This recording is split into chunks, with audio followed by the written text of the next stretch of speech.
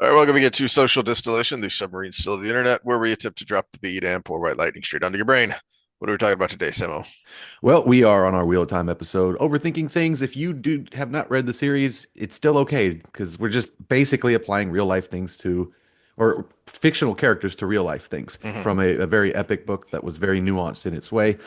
So hopefully we come up with something that helps you here because on the topic today of coupling young, getting into a relationship young and building from there, we as hosts have had two opposite experiences. So maybe that'll make it fun.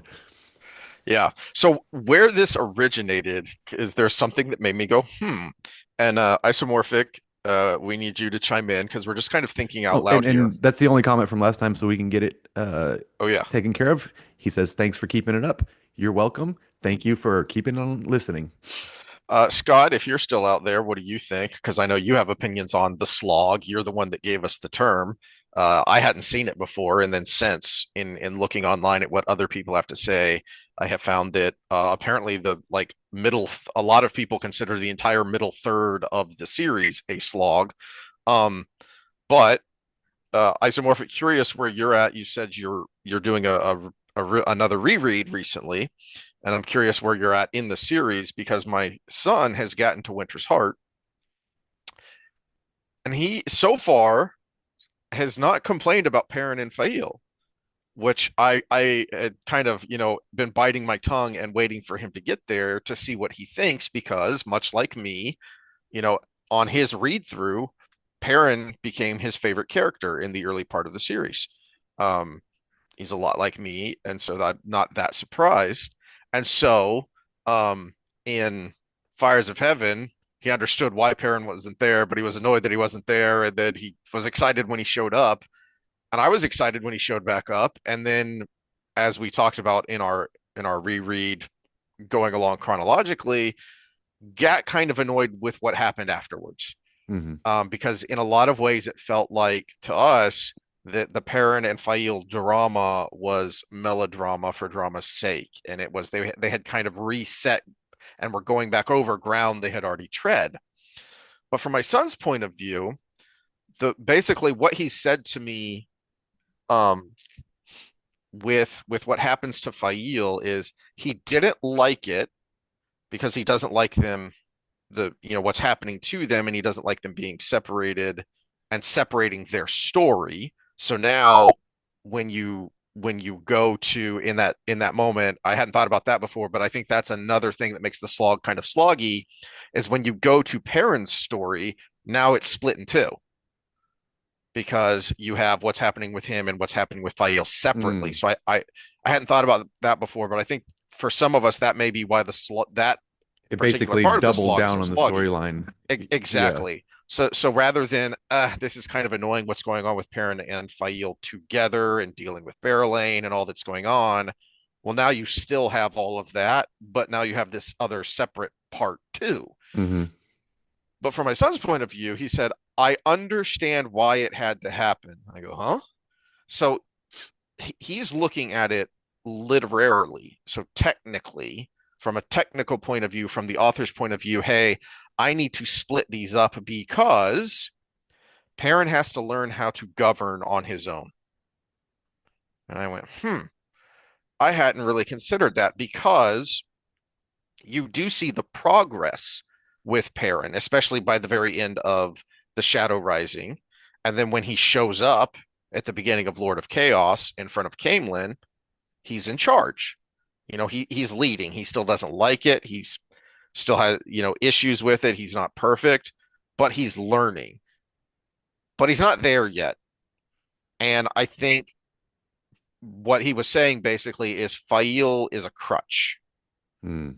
And Jordan had to take that crutch away in order for um Perrin to be Perrin the hero he needed to be. to be the hero he needed to be to become his own man by himself.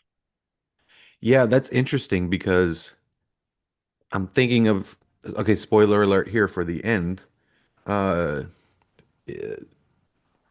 he, I'm yeah, I'm processing this as you said it because part of me thinks that I mean, his biggest role in the last battle was staving off Slayer because Slayer was the assassin that was supposed to take Rand out while he was busy with Mordeth, right? Hmm.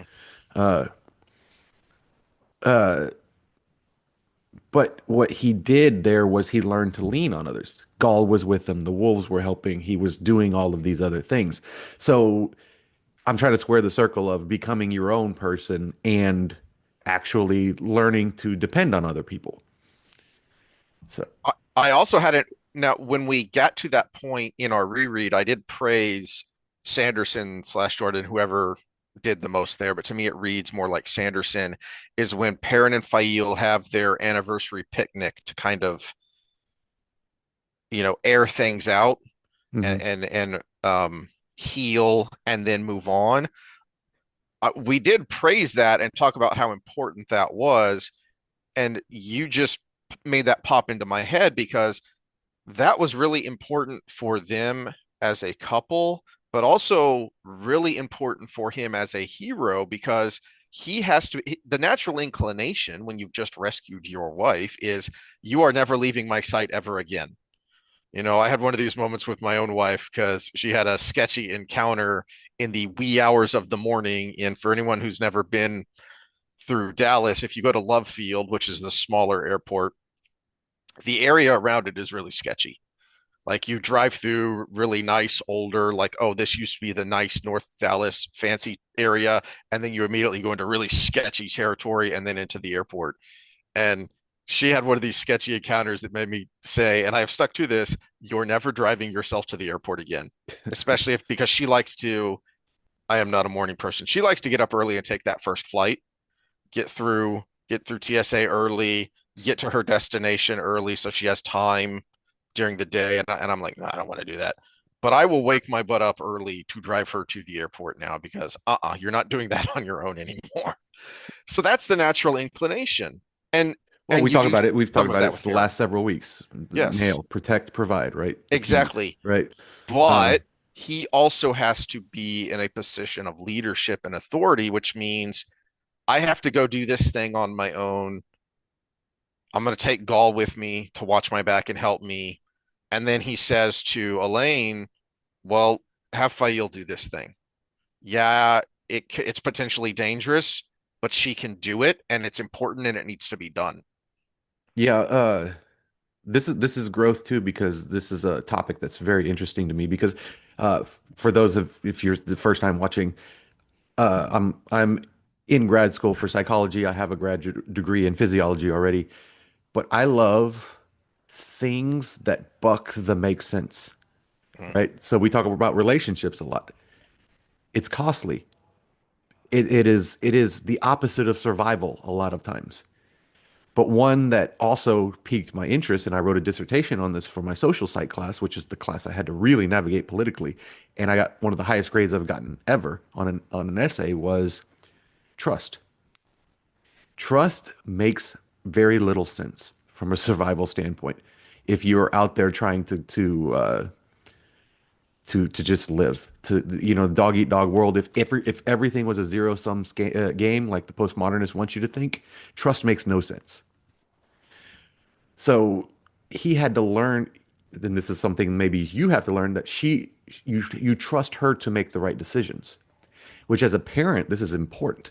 This is why I'm going to lean on a little bit of Jonathan Haidt's work, but add to it this theme. He doesn't talk about this, but he gives the numbers behind what happened in the 80s and 90s and going forward with overprotectionism of our kids. We didn't trust them anymore to say no to the guy with the candy in the van. You have to trust your child to do the right thing in the right situation, and you have to train them to do so. So it's a mixture of do you training them to do the right thing and then trusting them to do the right thing. I was just thinking about that last night as we were driving home. Um, we went out to eat, and then because this was like the first year our daughter didn't go do something for Halloween, didn't dress up, didn't make a costume, and she's about to transfer off, and Dad's gonna be sad and worried because daughters are different. My son was teasing me about this of, hey, you weren't stressed out when I left home. I was like, yeah, you're a boy, you're fine. And then he had daughters. It's like, okay, I get it. It's yeah, it's different. Um, but I noticed when we were driving home, and we live in a nice neighborhood, safe neighborhood for them. There's some hooliganism. There were only a handful of lights on. And I'm like, we have new neighbors across the street, and I was like, oh, you poor lady. She's like had decorated up and she had a little folding table out there and she was sitting out there all ready for the kids to come and get candy. And there's just none. It's not, when I mean, even when where we grew up, where it was very rural and neighborhoods were spread out, we still went out and trick or treated. And a Hmm. lot of times we went out by ourselves. It was, all right, you're all dressed up. Go on, be back at, X time, don't eat too much candy, on your while you're out.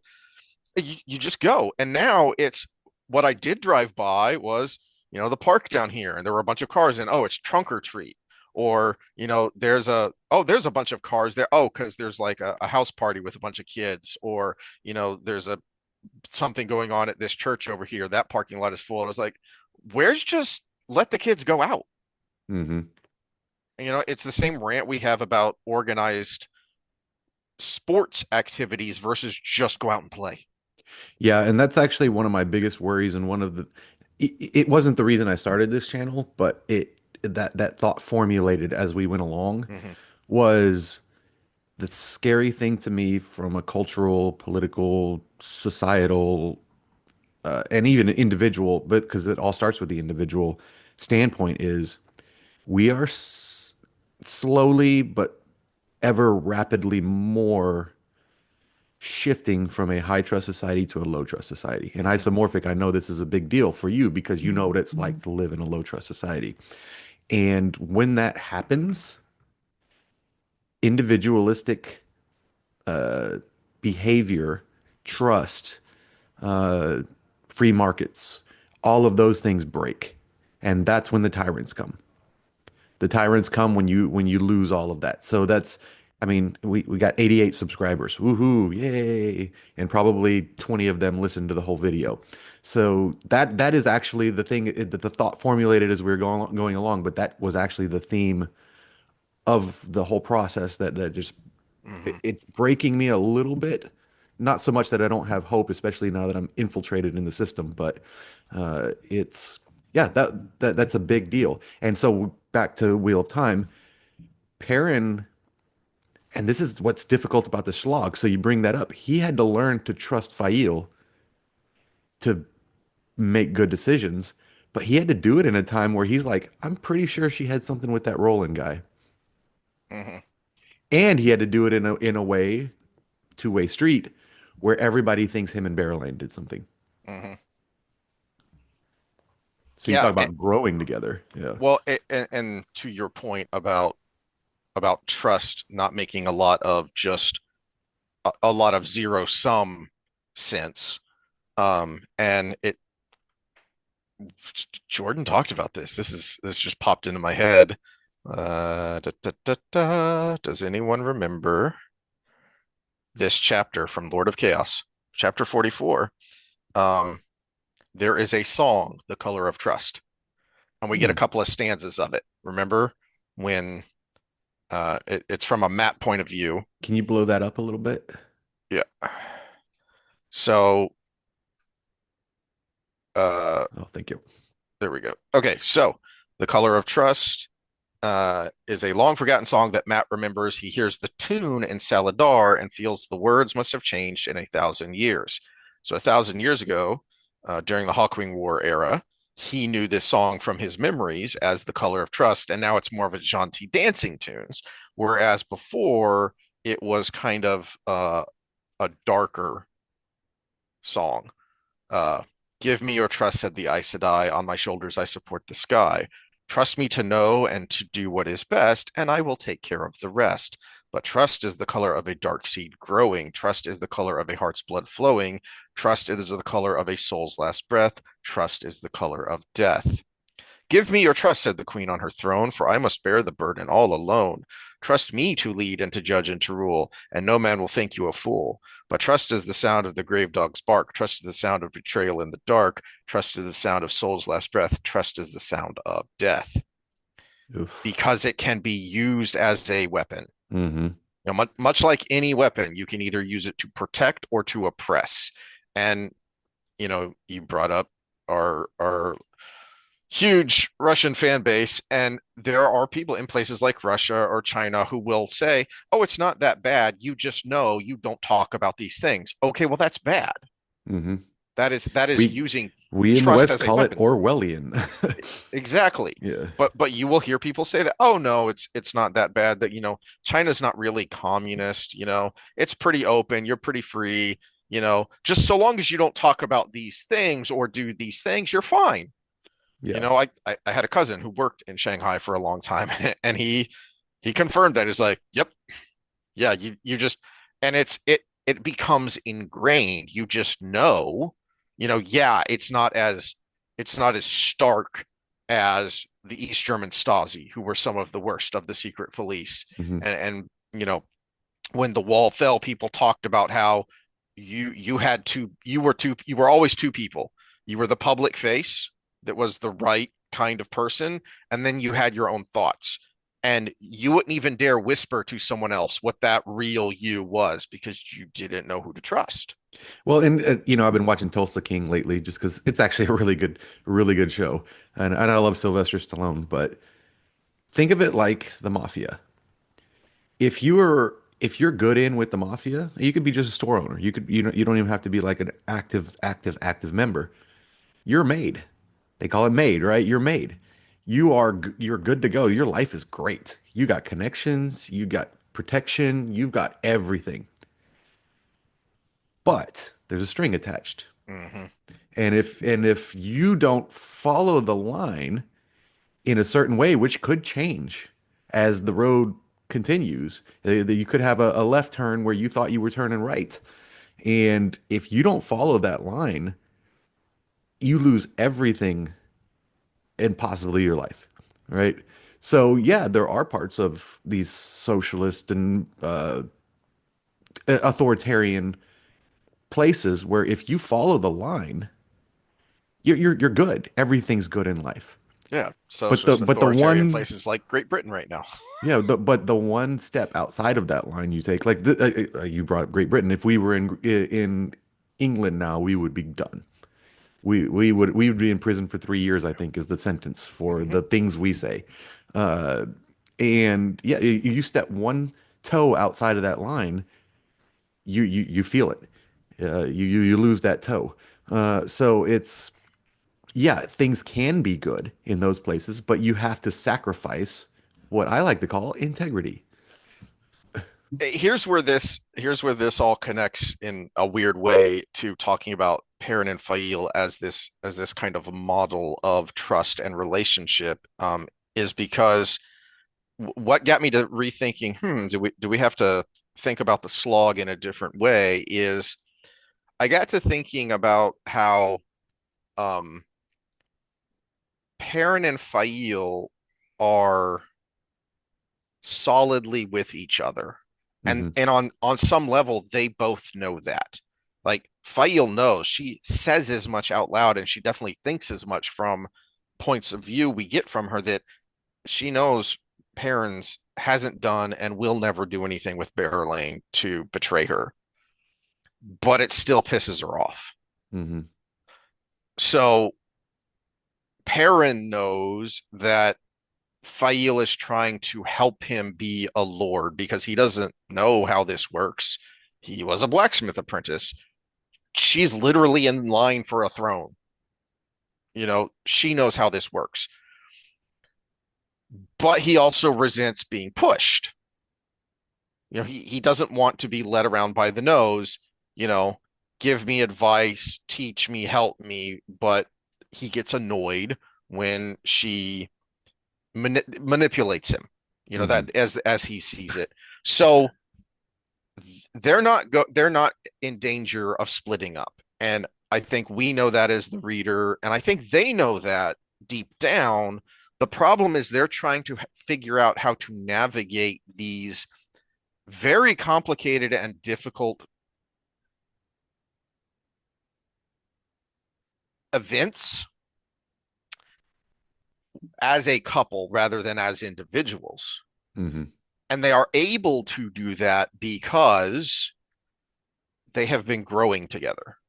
And this is why I wanted to talk about coupling young and why it's good and why it's important and why it can be very healthy, or in the contra example with you, not, right? Yeah, and this is where we kind of differed here because yes, there is developing together, but at the same time, there's also your individual development.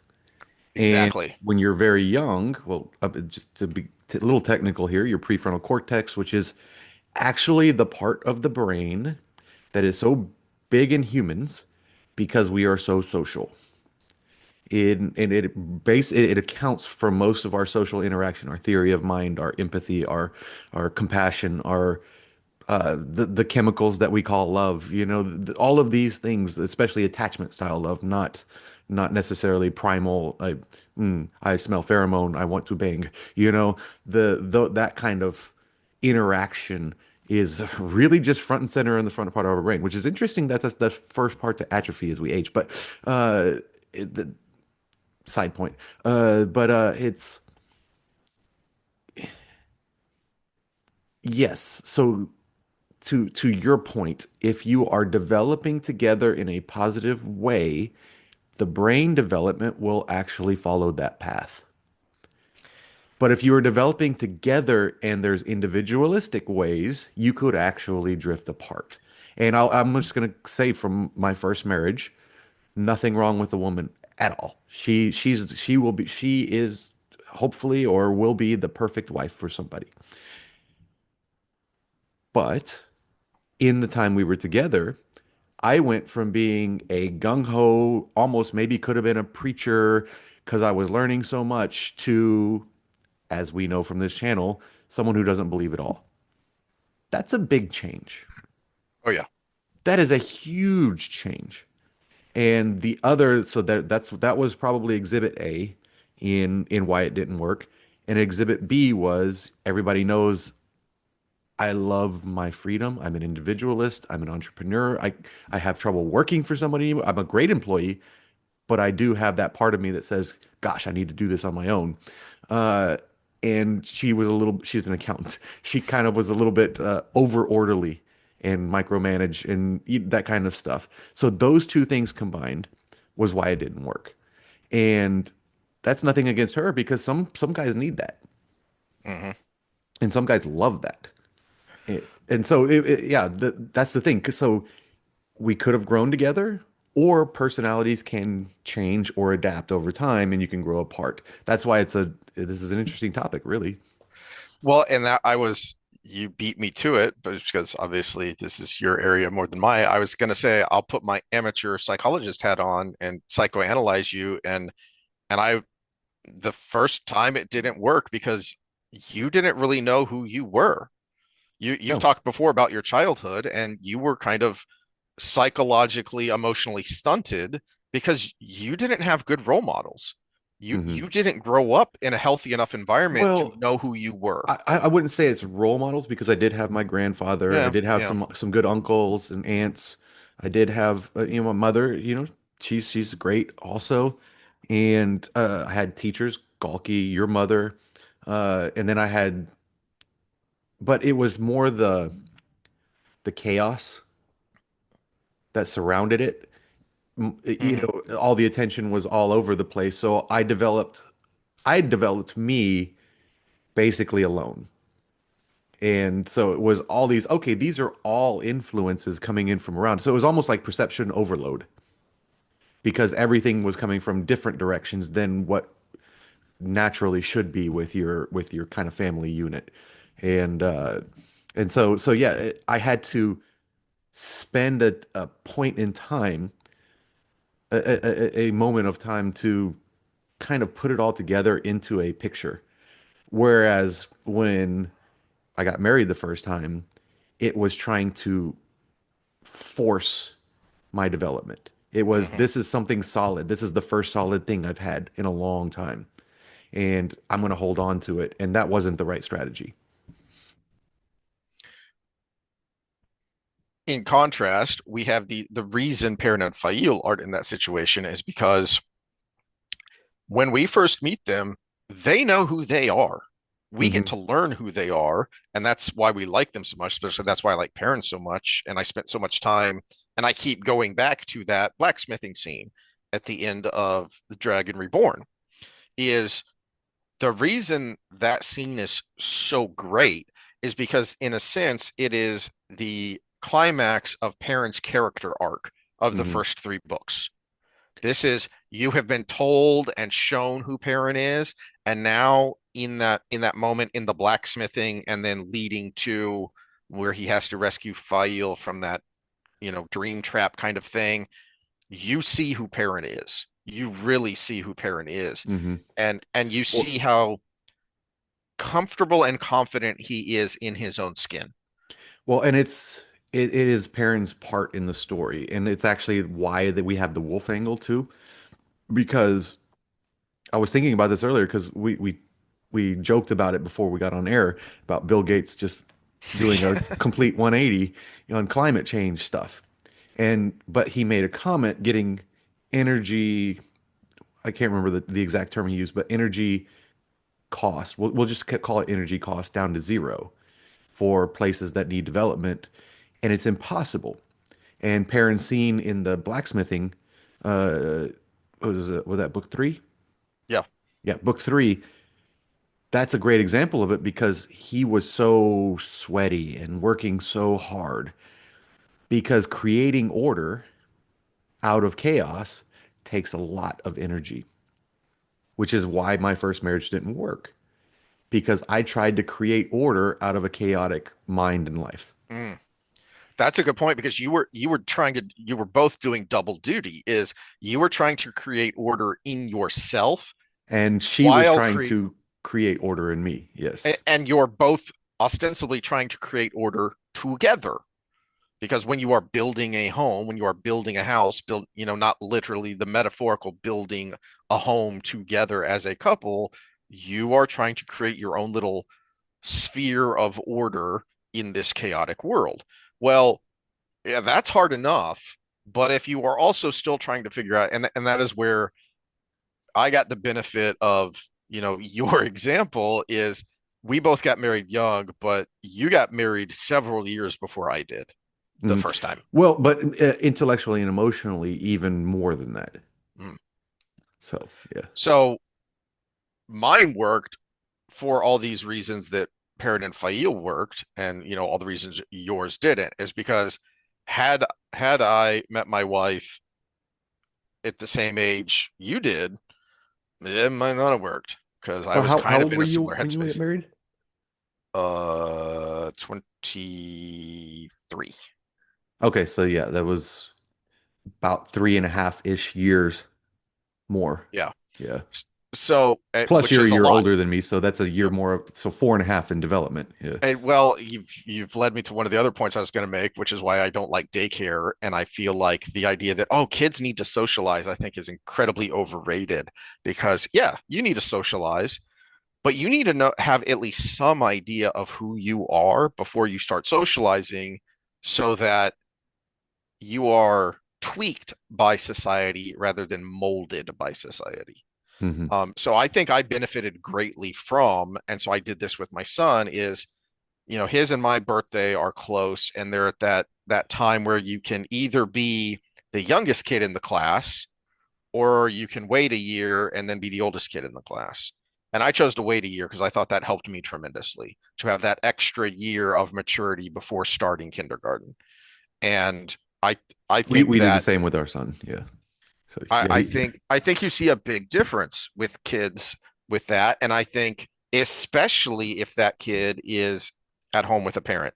Egads, you're not supposed to say that. But I was at home with my mom, who was stayed at home until my youngest sister was old enough to start going to school, and then she went back to teaching. which My is son good stayed because home. she was my favorite math teacher ever. Yeah. Other than yeah, along with Grady Galkey. Yeah. Yeah. So it doesn't have to be the mother. It usually is, but my son stayed home primarily with me. That my when I hurt my back, my wife was the one who was working while we were both finishing school, and then she was the one who got a real job. So my son was primarily staying home with me. But I think that extra year and that extra time with the parent helps that mental development so that you go into that socialization more mature.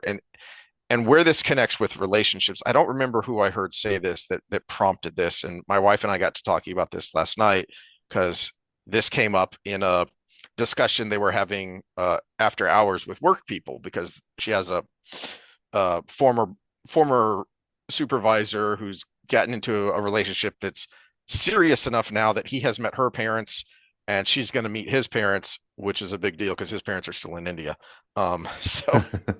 So they are flying together to India to meet his parents. And like, okay, this is serious. And so he was asking for relationship advice from the people who were married, and of the of their group, she's been married the longest. And anywho, where this came up is one of the podcasters I listened to, I don't remember who, made the point, and I was like, man, that's a good point, that this idea that you need to have your life together before you get with someone else and start trying to build a life with another person is flawed because one, you're never ready. It's like with having kids. Oh, you're never there's never enough money, you're never ready enough mentally. You just aren't because it's too strange to the word you've been using this whole time. It's too chaotic. Hmm. Okay. It's just too chaotic. You can never truly be ready. But the bigger problem that this person pointed out is then you don't grow together because you've done all your growing on your own. If you're on your first job, maybe you've already gotten your, first promotion or moved on to your second job, and it's like you are a whole person, and now you're introducing another similar whole person. And the analogy I thought of is for anyone that's gone off to college, you're gone for an academic year, you come back home, it's weird. Okay, I need to get a prop for this. Hold on. Okay, because it's it's weird because you have been used to living your own life, setting your own schedule, doing what you do, and now all of a sudden you're back home living under your parents' rules and also looking at them going, why are you doing that? Why do you do that thing that way? You should do this thing this way. And it's weird and awkward. And I thought, yeah, that's going to be what it's like if you have two 30-year-old professionals who have spent almost a decade living and working on their own, and now all of a sudden we have to live together. No, this is fantastic. That little monologue you went on and this discussion. I did not expect this because to be honest to our audience, we kind of just was like, we'll try to talk about something today. And you had that thought because of your son's reading, but I put on my Matt hat if you can't see, Mm-hmm. because we have this story in both directions. Mm, And here's the thing. You're talking about, I'm spitballing here, but you're talking about young relationships being important for development. But I'm going to say there are some personality types or backgrounds that aren't ready for that. And we have that story in this story. This is why fiction is so fantastic if you have a good writer. Perrin was order. yeah. He had to learn chaos. That's why the Wolf Brother storyline was his. He had to learn chaos and the importance of it. And being married to someone who is not you to rule over is learning that because that's part of trust. Mm, You could force somebody, and we see it in Sharia law, ban us YouTube, F you. Uh, but you see it in Sharia law. That's the whole point of the hijab.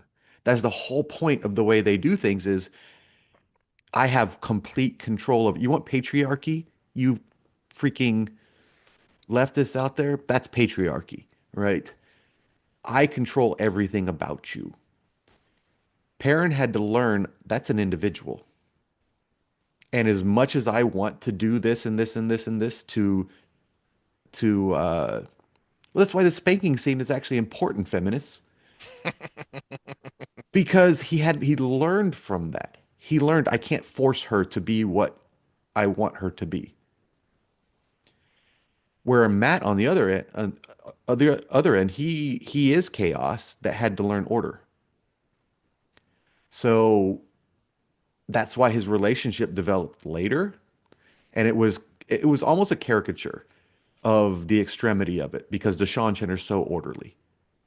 He He had to also had to go through the rough, the school of hard knocks of Melindra and why um am I blanking on her name?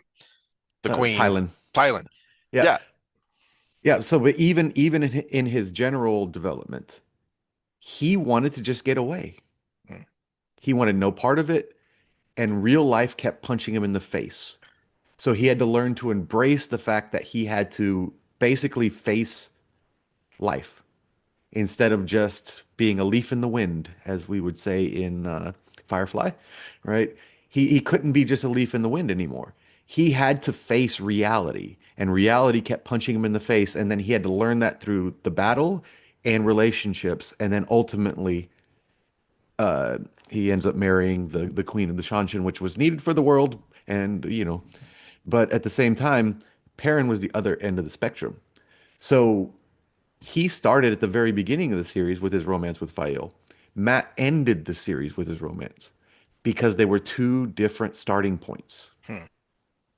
two different personality types. And I think we see that in you're on the left side of my screen and I'm on the right. I don't know how it shows up on YouTube, but I think it's the same. Uh, you had so much order in your life because you stayed with your mother as she stayed home with you, and then you went into school and you followed the path.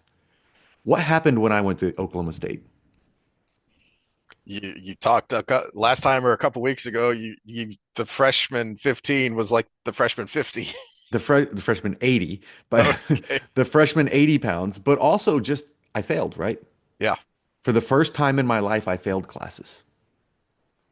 And uh, everybody knows from how we talk about. So I went back to school way later. I was on the 11-year plan for my bachelor's. I've made one B since I grew up. I wasn't grown up yet. And for context, we started off school in the honor storm. Okay. Yep. So it's we had done well in high school, right? But then you go off to college and now you are responsible for yourself and you have all this chaos around you, all these shiny objects that are legitimately good in moderation, but you have to be the moderator. Hmm. You have to control you're the one with the foot on the pedal. You need to control that. And that can be very difficult. And even more so when you're trying to do that with another human being. Chaos on Hmm. top of chaos. Well, But it's the two lessons because again, Perrin had to learn he can't control everything, and Matt had to learn that life doesn't care what you feel. yeah, but where this gets back to my kind of original key point that I wanted to make of growing together is to use the example my wife gave when she was having this conversation with her coworkers about relationship advice is a benefit we have, me and her have, over other many other couples, and this gets to the point about growing together and facing hardship together that you don't get if you wait later in your life and career to get married is one of actually I think it's still the biggest cause of separation is finance, right? No, not anymore. Not anymore. No, no, It no. it used to be that the single biggest cause, I don't think it was a majority, but the plurality of separations, whether marriage or long-term cohabitation, were arguments over finance. Hmm. Okay. So that is a big problem with couples. No, We've that's never I brought Go this ahead. up in a previous episode, but the new number one is actually I'm just not happy anymore. Oh, that's right. That's right. Yeah. Um, No, it was infidelity back in I think up until the 70s. And then kind of it shifted slowly from the 70s, 80s, and 90s to finance. And then after that, it slowly shifted to I'm just not happy anymore. as the participation trophy generations Yeah. started to get married. Hmm. Anyway, so we grew up, we got married in college, no money. Okay. And then first job, not paying that much, two kids, student loan debts, plus all the other life expensive, no money. Okay. So we didn't have to worry about finances because there were no finances. Okay. And so we just knew, hey, we need to be stingy. We need to be careful with what we spend. And so there wasn't really anything to argue over. And then as we grew financially and as we grew more comfortable, we just kind of grew together with that to the point where, some couples have like a hard line of if something is going to cost this much, you need to talk with your partner Hmm. about it. Which is actually something I do recommend because Hmm. going back to the first marriage, I would you'd walk in the door and it'd be like, "What did you spend $1.82 on?"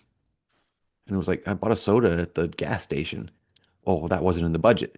$1.82, probably not the line. Yeah. But $100, that might be a good line. If you're Yeah. going to spend more than $100, maybe this should be a discussion, or even the big decisions. You're going to spend $2,000 Hmm. of the together money, not the fun money.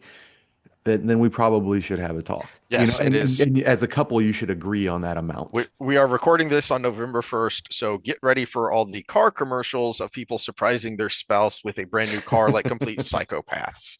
Like, Which who is are you so people? out of touch with reality. Exactly. It is so out of touch with reality But because people just don't go out and randomly buy cars.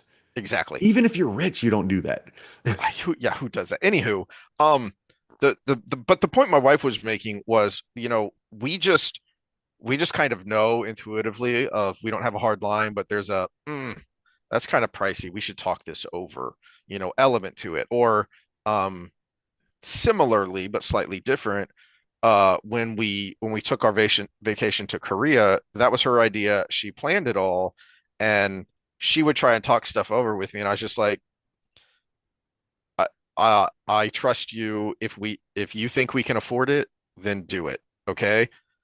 Just don't tell me how much it costs because I will freak out because I'm more neurotic than she is, feminine brain. That's where my brain is more feminine than hers is I'm more neurotic. So I know I'm going to stress out even though I intellectually know we can afford it. So I trust you. You plan it and you just tell me where to be and when to be, right? So but the broader point being that is something that is not a stressor on our relationship because we had to grow through it together. Whereas if we had gone through that period in our lives separately, then we would have different ideas of what constitutes, to your point, your example of the first marriage, $1.82, and you're like, what? That's not a big deal. But to her, that was a big deal. And that Mhm. is going to that gulf is going to probably widen as you grow separately and then you come together and it's like, eh? And now on top of everything else, now you have this serious issue that you have to figure out together and you're going to have to adapt what you had figured out on your own. Well, this is important because we've entered a societal age where just these things happen later. People don't even get out of their apron strings till they're graduated college anymore, Mm-hmm. and even then, it's still a few years after sometimes. Uh, so this is where awareness comes in because this is where I like the work of Adam Lane Smith. He's really big on very early conversations about life goals. So like how many kids do you want? How are and to your topic, what is that price point where we decide that we need to make a group decision on that purchase versus I can make an individual decision on that Mm-hmm. purpose. So because that's the thing about relationship. You're no longer an individual when it comes to relationship, but you are still an individual. And so it's like, okay, where do my wants and needs cross the line between our wants and needs. And then, even still, you need to communicate to say, what are your wants and needs that don't cross over into our wants and needs? And so, I really like the fact that that's the hack to it is we need to have these conversations. And if you haven't had this conversation, have this conversation with your partner because it might fix a little bit of some of the problems you're having. Well, that is a great point, but unfortunately, that opens up another barrel of monkeys we don't have time for, which is something we have said a lot, and we have quoted other people who have said it a lot, which is you need to get comfortable with being uncomfortable. Hmm. And I think one of the problems with the hey, you need to talk these things out is for way too many people, way too many conversations are uncomfortable. Yeah, well, that's when we bring in ideas like Williamson with the anxiety cost. The anxiety of not handling the thing ends up wearing on you more than actually just doing it. Mhm. And then combine that with thinkers like Peter Boghossian, which how to have hard conversations, I think is the title of the book. Fantastic book. Uh, is It's only a 4 hour listen if you want to do an audiobook. It's not that bad. But how to have hard conversations is fantastic. And you save yourself the anxiety cost. It's like procrastination, right? So you have a project that's due Monday, which I have a project due Monday. So, but okay, so I could put it off. I could follow Parkinson's law, and the length of time to do the thing is extended to how long you have to do it, right? It's and so I could do that, or I could do it now and turn it in and sleep better for the Mhm. next 3 days. Because if I don't, I'm gonna wake up at 2 in the morning thinking about it or not be able to sleep thinking about it. That default mode network is going to bubble up, and your own voice in your head is going to be like, "Oh, well, maybe you should say this, or maybe you should do that, or maybe, well, how can we put this together into the other thing?" Unfortunately for me, my project due Monday, I have to wait for other people to do stuff. But Oh no. Oh yeah, no. oh, God, school is one thing I like about school is I like social interaction. That's one reason I went back. But the other thing is they made it like social media style. Oh, Oh, and I'm the group leader, so I'm actually the last to formulate everything because I have to wait for everybody else to do everything. ick. Yeah. But no, Uh, no, no. So back to the main point is the cost.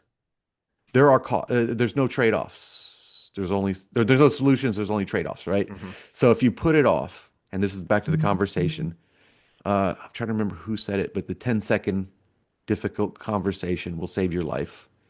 Is the stress of putting it off and the stress on the relationship is actually greater than the 10 seconds of stress of saying it.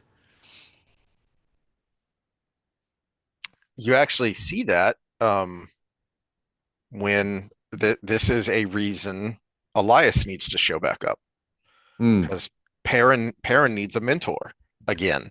He needed Elias at the beginning to be his mentor with the Wolf Brotherness, and now as the older, more mature man who's lived some life, he needs the mentor to tell this young newlywed, I know a thing or two about a thing or two, so why don't you try this? No, that's dumb. Okay, buddy, but just keep it in mind. hmm. And then he does it, and he's like, "Oh, hey, that worked." Yeah. So this is what Perrin needs that mentor for, and this is where I'll kind of wrap up my thoughts. And again, the appeal to Scott, if you're still out there, isomorphic, what you think is: do we need to rethink the slog and the necessity of what happens to Perrin and Faile so that they can get to the end and be, you know, really kind of the ultimate power couple? Because the Hmm. other couples aren't as strongly coupled as Perrin and Faile are, because they're so like I've ranted about with Rand and his girls, and they're especially Elaine and Avienda, they're off doing their own thing all the time. Even Matt and Tuan, they're together for that, that great stretch of Winter's Heart to Knife of Dreams, and then they're apart again until briefly, during the last battle. Um, and so I think Perrin and Faile are the biggest power couple because they're the most coupled of the couples, right? Hmm. and it is Definitely necessary the for most both of them. traditionally coupled of the Yeah, couples. Yeah. yeah, and it is very important for the both of them that they have each other to lean on through the end of the series, even though they separate to go their own ways during the last battle because they have different missions. They have different things they have to do, but because they were able to complete each other in such a way, even when they're apart, that strength is still there. Hmm. And so, what do you guys think? Am I just whistling Dixie here, or should we kind of reevaluate the slog to be, well, maybe it wasn't as bad as we were remembering it? Yeah, to me it still is because I don't identify as much. And so that's the hard part about these epic books is there's an appeal to lots of different people, and that didn't appeal to me very Mm-hmm. much because I understand, but I can't identify. Yeah. Uh, and I mean, we all have our favorite characters. Yours is Perrin, mine is Matt, and there's obvious reasons as we just talked about in this conversation. Uh, I don't know which is your favorite of the three girls, but mine is Min because she's Oh, very similar. absolutely, man. Yeah. Yeah. Uh, Favorite sub characters. I liked Carradine because he actually embodied something that is real. We talked about the mafia earlier. He's the guy that got in the mob Mm, just trying to survive and ended up stuck. And so that played really, really, really, really, really high into how I like the fleshing out of the character, even though he was what his point of view was what 3 chapters in the whole 14 something like books. that. Yeah. Yeah. So it's different people pull different things, and the I get where you're coming from the growing together standpoint, but I also think it depends on where you came from. The other thought I had of, hmm, let's re-examine the slog is because we've been talking about toxic femininity and toxic masculinity the last few weeks. I feel like there are examples of both in the Hmm. slog that one of the problems Perrin and Faile have trying to learn how to grow together is both of them have a tendency during that slog, which is what makes it a slog and makes it frustrating, to veer off and go overboard. Hmm. And so there are examples of toxic masculinity from Perrin and toxic femininity from Faile, and it's like, knock it off, you two. Um, Well, eh, especially since it gave which is a human moment. It's a very human moment, mhm, which makes it good. Is Perrin sacrificed the mission for his own wants because she was more important than saving the world, which makes sense because if she is your world, then saving the world doesn't matter. But that's selfish. yeah. Yeah. Yep. Yep. Well, we're kind of just thinking out loud here today, and I want to stay on this topic and kind of unpack it more and see if we can find some specific examples, both in the text, and I'm gonna read through the Fail and Perrin Q&A database again and see if there are any nuggets there from RJ of what he had to say about the two characters, and especially in that in that section of the books, and then we'll see what we have to say next time, and what you guys' comments are, if we can unpack this some more and make it more relevant to real life, which is the point you brought up. This is why fiction is important, because these stories resonate with us and stick with us really on a subconscious level and help us navigate things that aren't the end of the world that a fictional story is. Hmm. Yeah, and on that note, I think maybe Wednesday we should talk propaganda again because I did something on purpose in my last Wednesday class.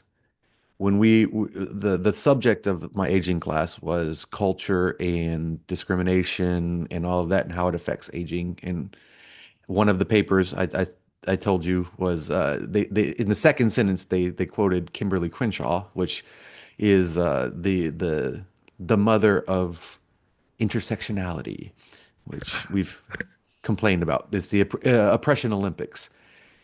And so I purposefully quoted Jordan Peterson like 4 times in that conversation without saying it was him. I just used it as my own words, which credit to Jordan Peterson for some words I said in class. But I purposefully quoted him on some things like, for example, we were talking about healthcare, and I was talking about, well, we just need to let doctors doctor because standard of care is the problem. And the thing about standard of care is it's the same for everybody. So that's the key to discrimination. If it's the same for everybody, but it hurts some groups, then it's not the Disproportionate impact. it's That's yeah, their proportionate impact. term. Yeah. Yeah.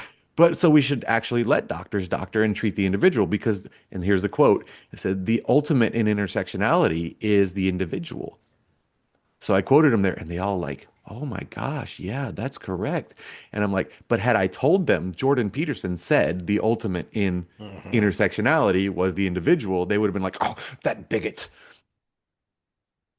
Yeah, Yep. that was a Yeah.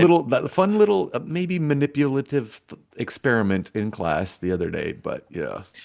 There there is some intersectionality nonsense going on the right and the woke right and the woke left that so I teased on Wednesday that I wanted to do some theological talk, but I think we'll put that on the back burner until maybe the following week because I think what you are talking about in class is very disturbingly relevant right now with some of the nonsense, the anti-Semitic nonsense that's going on the right and where you put those guardrails and those lines are very important if we're going to have healthy and productive conversations going forward. hmm Yeah, the idea of intersectionality is okay, but again, as Peterson says, the ultimate in it is the individual.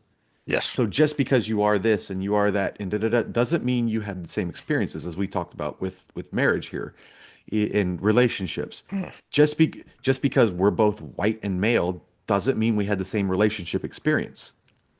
In fact, we had complete opposite relationship Mhm. experiences. So it's yeah, you have to actually engage with the individual to do the right thing. And we don't do that anymore. Yep. All right. Well, we'll talk about that on Wednesday, and then we'll revisit Perrin and Faile and relationships next week for Wheel of Time overthinking. All right. Well, that's all for this episode. And like, subscribe, everything that you need to do. Comment, please. We love the comments. Mhm.